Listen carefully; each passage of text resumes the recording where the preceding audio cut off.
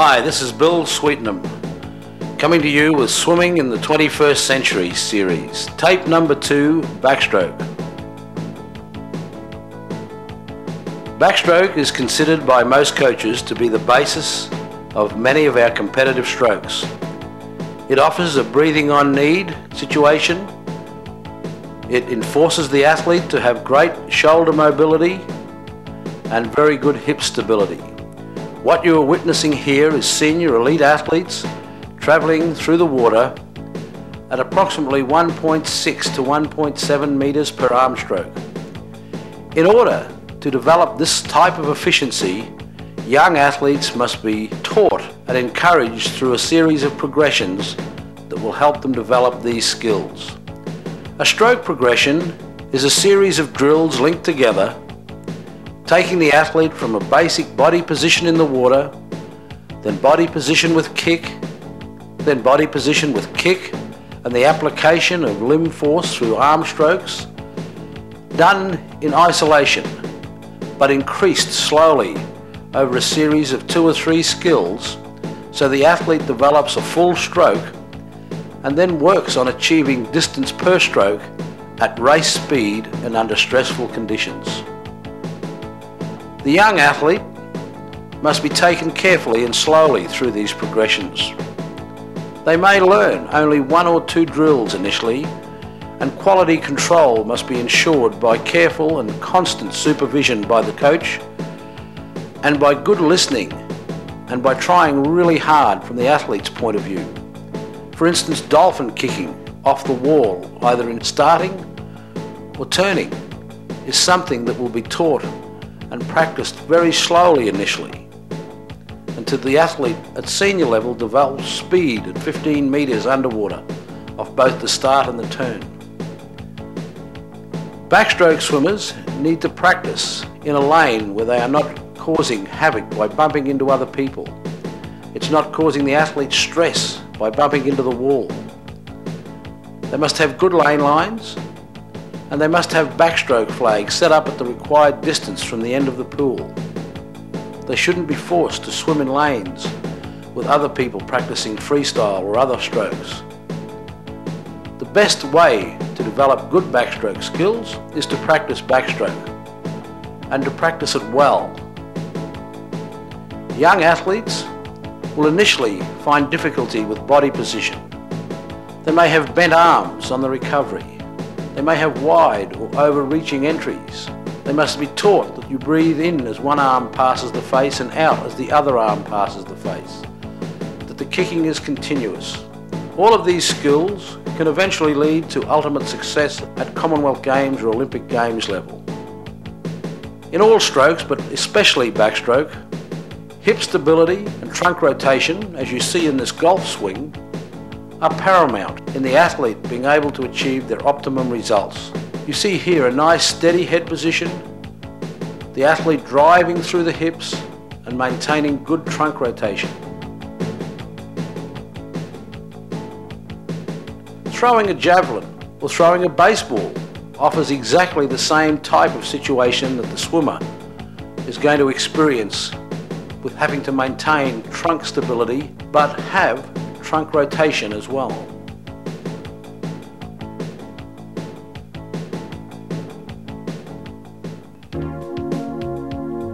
We're going to see 3 progressions, going from the very complex and difficult down to the very simple and easy.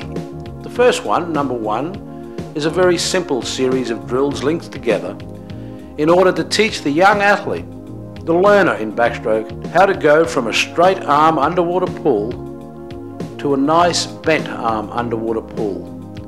This is done with the athlete in a backstroke position, good body position, head position, continuous kicking, and just a scull at the bottom of their stroke, utilising both arms, elbows in a steady and stable position, fingers pointing towards the top of the pool, coming up thumb first and pushing down at the end of their stroke. It can then be practiced with right arm, then left arm, to ensure that the athlete is applying force that drives them directly down the centre of the pool and not sideways. Forcing the athlete to swim in a straight line ensures that the application of force is done correctly. It's then practiced in a series of right arm, left arm, double arm. All of these skills are teaching good kicking position, the knees under the water, pointed toes, double arm, bent arm, with a wider or deeper position, and the thumbs coming forward under the water right up to the shoulder line, stable elbows and extending back to the bottom of the stroke without pushing deep. Then single arm mid-stroke, once again ensuring that the athlete travels in a direction straight down the lane of the pool. This drill should be practiced in the center of the lane so the athlete is not touching the walls or the lane line. The elbow must remain stable.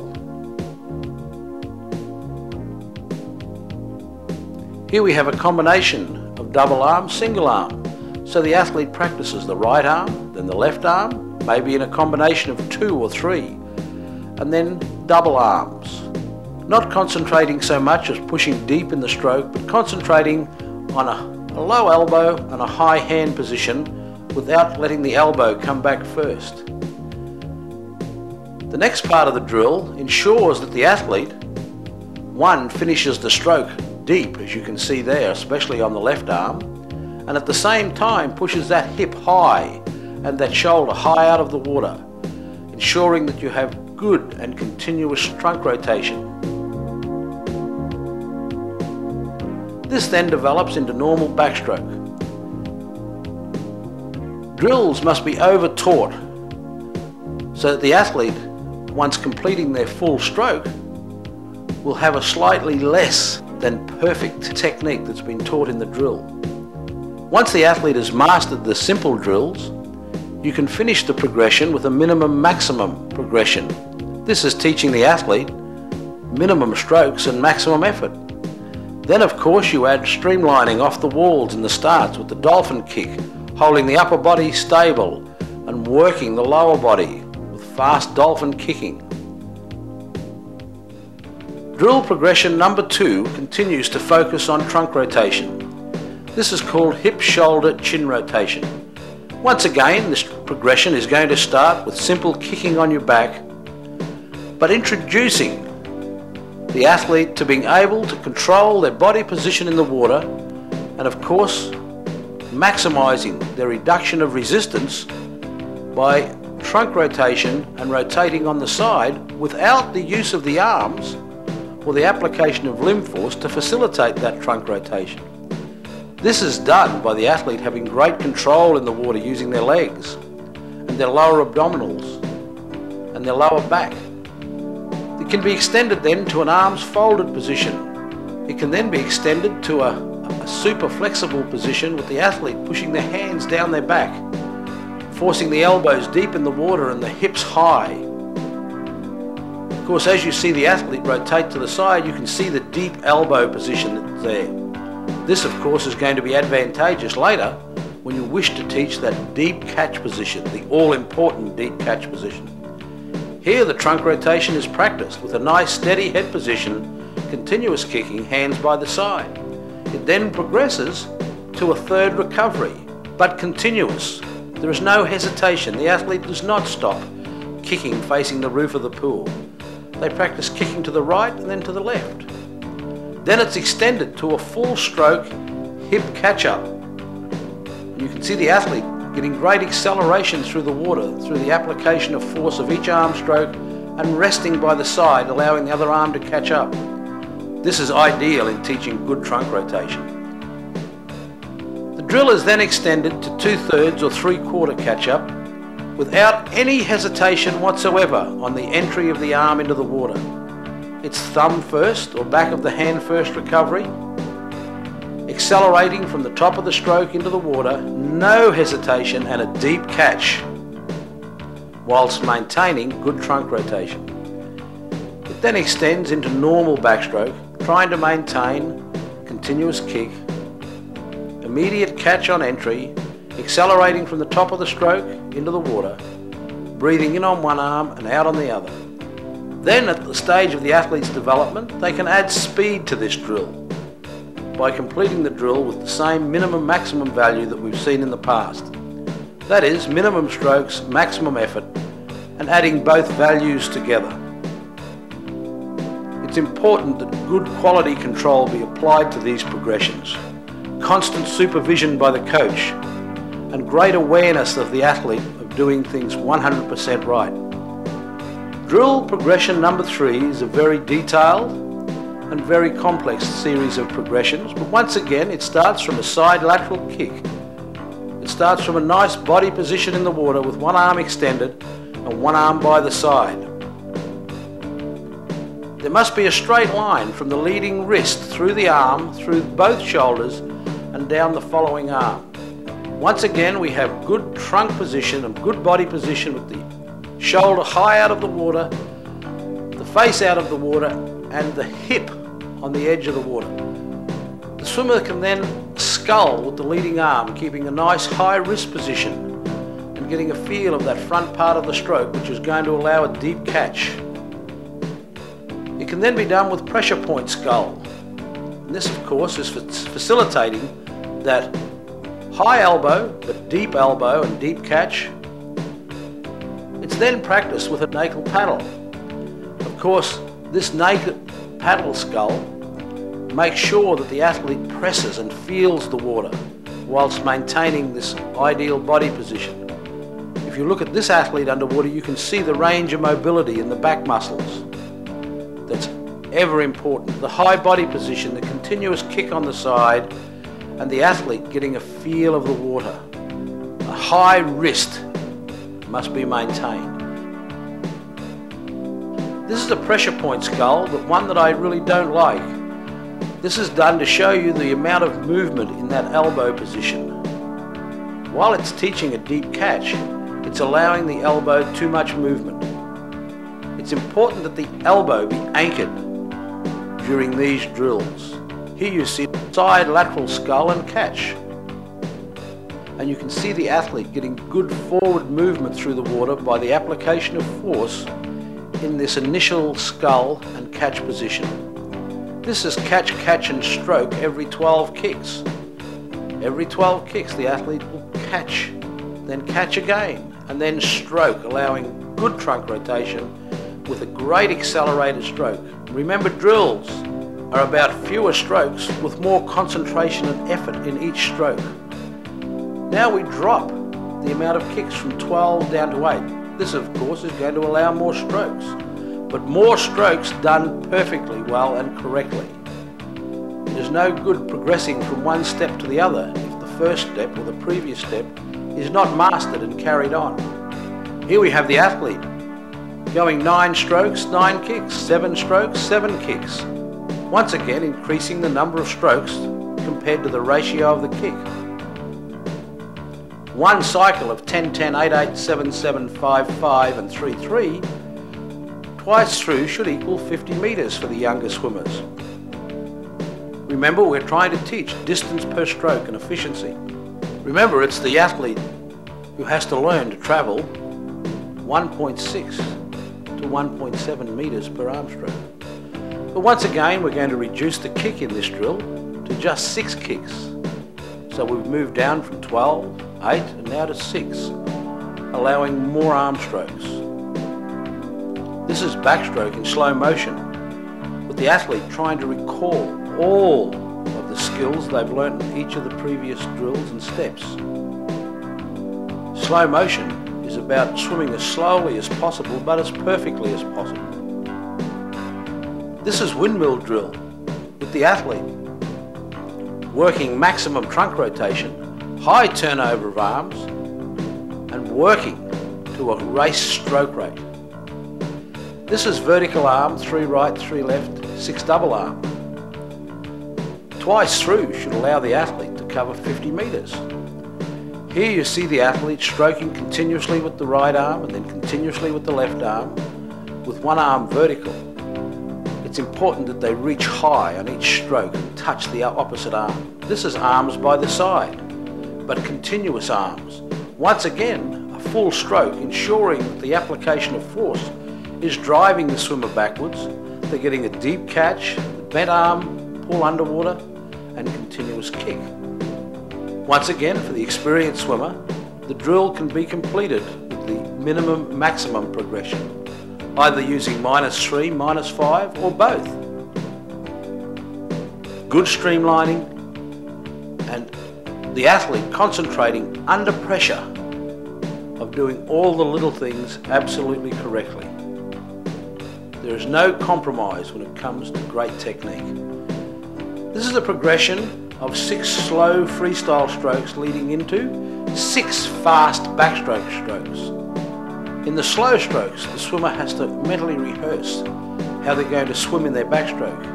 It then progresses for the athlete just doing 4 slow freestyle strokes and 6 really good controlled fast backstroke strokes. And then it progresses down even less again of freestyle with only 2 freestyle strokes and 6 maximum effort backstroke. There are some general tips for backstrokers. One of them is to swim with a coin or a rock or something small placed on the head. So the athlete must control great head position. Any movement in head position can cause an unbalanced recovery or lateral movement. This drill, kicking with a band, can allow the athlete continuous kicking in a nice high body position, simulating the correct hand entry position into the water. Kicking in backstroke is quite different than kicking in freestyle. In freestyle, when the athlete kicks, on the downward kick, the knee and the ankle are moving in the same direction. In backstroke, of course, with a nice toe in position and the ankles out slightly, allowing the water to roll off the instep with no movement through the knees or pedaling the kick, the knee and ankle actually move in opposite directions on the up kick. When the foot kicks up, the knee is actually going down. Understanding the importance of sculling is also imperative for the athlete. A flat wrist gives no movement. A wrist down gives backward movement. And of course here you see a wrist up giving nice forward momentum through the water. As in all strokes, butterfly, freestyle, and most importantly backstroke, the underwater dolphin kick is extremely important. It's not a matter of going underwater dolphin kicking, but it's a matter of going underwater dolphin kicking fast.